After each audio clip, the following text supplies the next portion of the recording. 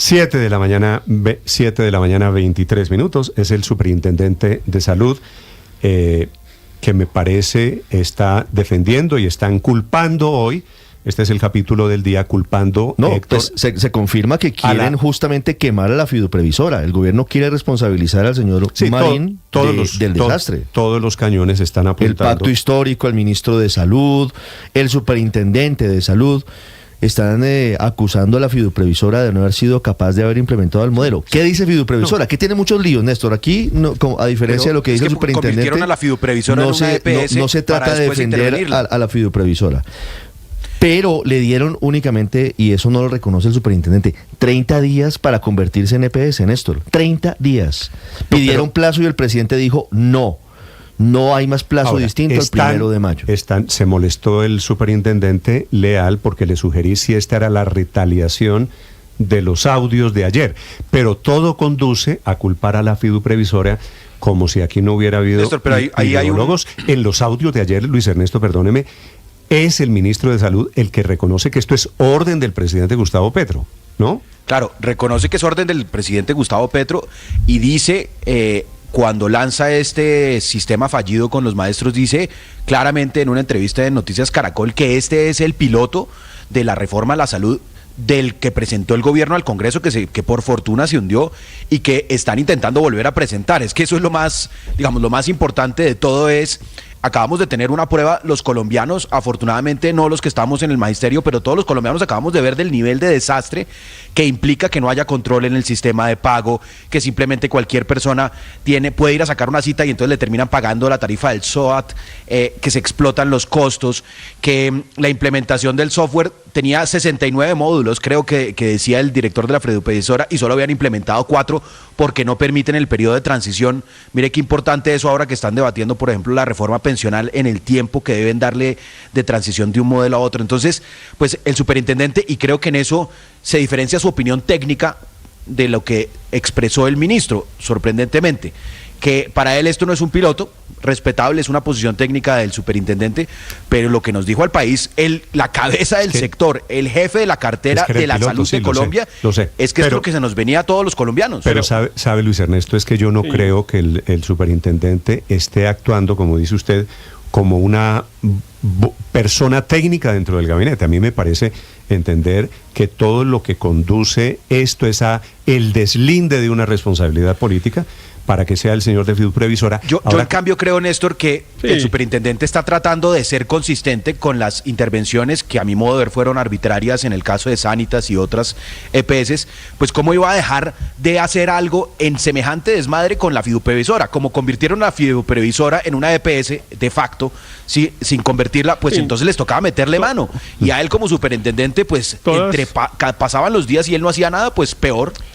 Sí. Todas las hipótesis son ciertas, yo creo, las que están comentando Héctor, ustedes. Solo digo porque el doctor Leal iba en el carro.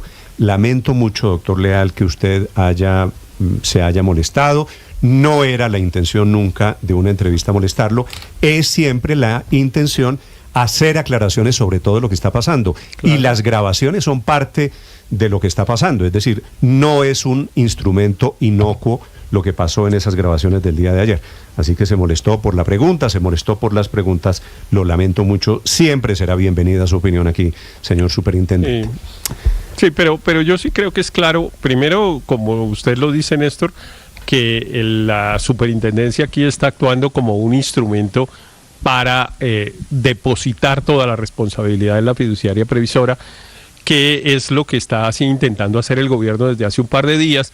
Y bueno, esas declaraciones que dio el ministro en el Congreso de la República pues son muy explícitas. Todas las decisiones las ha tomado el doctor Marín, etcétera, etcétera. Y después lo que queda claro es que no, que él también intervino en las decisiones. Esa sin duda es la primera hipótesis de por qué es que la superintendencia actúa. También, como dice Luis Ernesto, seguramente pues era raro que una superintendencia que se había mostrado tan activa y tan agresiva, perdóneme la expresión un poco entre comillas, como en las intervenciones, especialmente en la de Sanitas, por ejemplo, que es una intervención que a mí siempre me impacta mucho, porque es que ver sacar al gerente de una empresa tan grande y tan importante como Sanitas de su oficina privada por parte de un funcionario público es una cosa que a mí no deja de impactarme y de llamarme la atención de que eso sea posible en el ordenamiento jurídico colombiano. Hoy es otro capítulo igual de controvertido, de Héctor, porque usted sabe que la fiduprevisora no es disciplinable por la Superintendencia de Salud,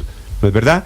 Claro, no está bajo su vigilancia. De la Superintendencia Financiera. No está bajo su vigilancia, pero es que yo sí creo que esto yo he insistido mucho en esto en las últimas semanas, que debe llamarnos la atención a una reflexión y a poner la lupa sobre las facultades que se le han dado a las superintendencias, porque en Colombia hemos sido equivocadamente, a mi modo de ver, muy generosos con las facultades a entidades administrativas que en cualquier momento pueden responder a propósitos políticos. Claro, uno supone que son entidades técnicas y que solo intervienen por razones técnicas, pero nada que esté en cabeza de los gobiernos pues está totalmente blindado de la injerencia política. Al contrario, siempre tiene riesgos de la injerencia política. Y déjeme decir solo una última frase, Néstor. Esto yo espero que le haya llamado la atención al gobierno de lo difícil que es cualquier transición en un sistema público tan complejo como el de salud, o como lo decía Luis Ernesto, como el de pensiones, Héctor, o como el de cualquier otro. Eso siempre sale mal, al menos al principio. Es que lo que está quedando demostrado es que, y me da pena decirlo, es que no hubo transición. Aquí cambiaron el sistema de la noche a la mañana entre el último día de abril y el 1 de mayo. Cambiaron el sistema y no crearon un plan B, no había transición. Le dijeron a la fiduprevisora, usted es la nueva EPS del modelo de salud para los maestros, y por eso las quejas hoy son literalmente por miles. Y por eso el gobierno termina en esta curiosa situación de emitiendo medidas desde la Superintendencia de Salud contra una fiduciaria que me parece devolvamos un poquito la página, Néstor, y volvamos a cómo era que funcionaba antes, para dar más claridad frente a un poco confusas declaraciones del superintendente Leal. El que contrataba era el FOMAC. El FOMAC contrataba a los operadores, que a su vez subcontrataban a IPS o a IPS de su propia propiedad. Pero, y la fiduprevisora pagaba a esos contratistas. Ahora lo que hace es que el FOMAC desapareció y la fiduprevisora contrata y paga. Indudablemente el doctor Leal no puede decir que hubo un cambio en la situación. Claro que hubo un cambio. Claro, la fiduprevisora siguió manejando recursos públicos, pero siguió desempeñando funciones adicionales a las que tenía antes. Ahora bien, en lo que nos dijo el doctor Leal, pues prácticamente su medida cautelar es un saludo a la bandera. O sea, eso no le va a resolver nada a los maestros, y en eso es que está el engaño de esa intervención. Porque como él no puede ir más allá de una medida cautelar, o de un llamado de atención, o de un coscorrón, si quiere que se lo ponga así, a la fiduprevisora, porque se trata de una entidad financiera, pues él no puede hacer nada más. Pero yo creo, Néstor, que hay que redondear un poco la cosa. Permítame redondear un poquito Aurelio, la cosa. Las fiduciarias son pagadores, ¿no? Obvio. Era públicas y privadas. Era FOMAC el que contrataba. Pero los vigila, permítame una pequeña nota. Ricardo, permítame una pequeña nota. Pero aquí el problema sí cambió. Es bueno que el doctor Leal sepa que cambió. ¿Qué fue lo que cambió? Mire, aquí el problema no ha sido ni la improvisación, ni el software, ni el doctor Marín, ni nada de esto. Aquí lo que cambió es que, en un minuto lo voy a decir, es que el riesgo en salud pasó de tenerlo el FOMAC y los operadores a tenerlo cada docente, cada pensionado.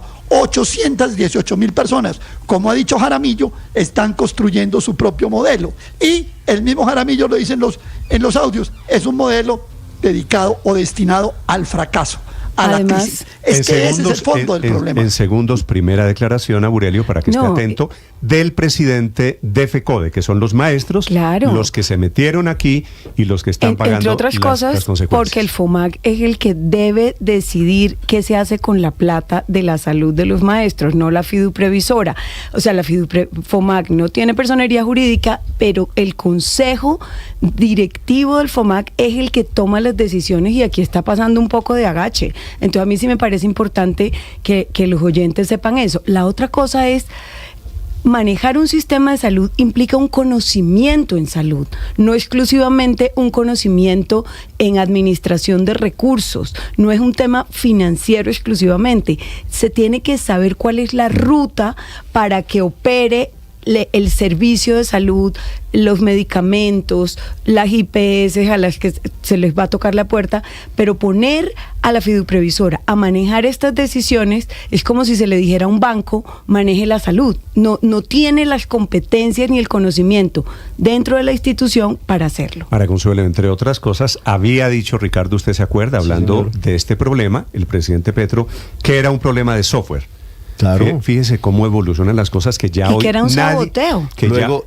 Ya hoy nadie dice que hay un problema de software, porque los audios de ayer del ministro de Salud, al contrario, dicen hay un problema de competencias, de seres humanos. Aquí no es un problema de computadores. El presidente también dijo que los disparos que recibió la camioneta del doctor Mauricio Marín, gerente de la fiduprevisora, eran un atentado por el nuevo modelo de salud de los maestros. Imagínese usted hasta dónde llegaron las hipótesis del presidente sobre el fracaso del cambio en el modelo de atención a los docentes del país. Son las 7 de la mañana, 34 minutos. Desafortunadamente, los platos rotos de todos estos temas los están pagando 900.000 familias de maestros, de pensionados, de profesores. En segundos, el presidente del FECODE, 7:34.